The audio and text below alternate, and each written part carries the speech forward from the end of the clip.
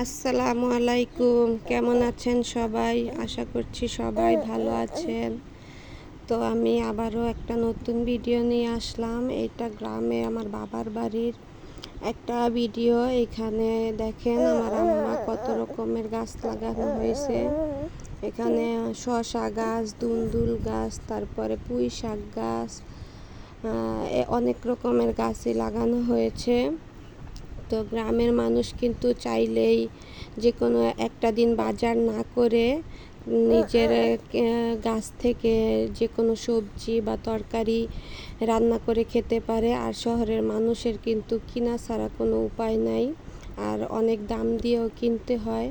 যারা গ্রামে থাকে তারা ফ্রেশ টাটকা শাকসবজি পেয়ে থাকে। আমি এইখান থেকে কিছু পুঁই শাক তুলতেছিলাম। অনেক পুঁই শাক হয়ে রয়েছে, এগুলো আমার আম্মা পারেও না। আর এই যে দুন্দুল হয়ে রয়েছে অনেক রকমের, আরও অনেক মিষ্টি কুমড়া হয়েছিল। তো আমার কাছে তো খুবই ভালো লাগতেছিল দেখতে। ভাবলাম যে একটু ভিডিও করি, শেয়ার করি আমার আপুদের সাথে, ভাইয়াদের সাথে, তাহলে তাদেরও একটু দেখতে ভালো লাগবো। শহরের মানুষ তো কিনা ছাড়া কিছুই চোখে পায় না।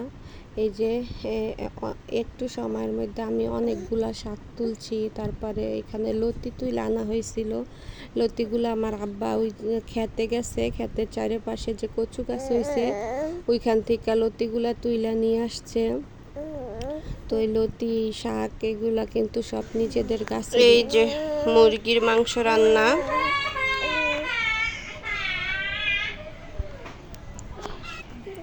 তারপরে এইখানে হয়েছে পোয়া মাছ ভুনা, সাগরের যে লাল পোয়া ওইগুলা ভুনা।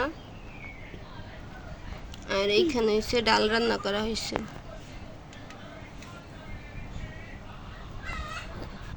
ভিডিওটি দেখতে দেখতে যারা এ পর্যন্ত আসছেন সবাই দয়া করে ছোট্ট একটি লাইক দিয়ে দেবেন। আপনাদের একটা লাইক আমার ভিডিওটি আরও 10 জনের কাছে পৌঁছে দিবে।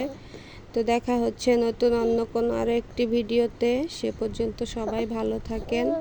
এইখানে যে পানি কিনা নিয়ে আসছিল আমার ছেলেরা, আবার পানি কিনা পানি খায়, এখানকার ডিপ টিউবওয়েলের পানি খেতে পারে না।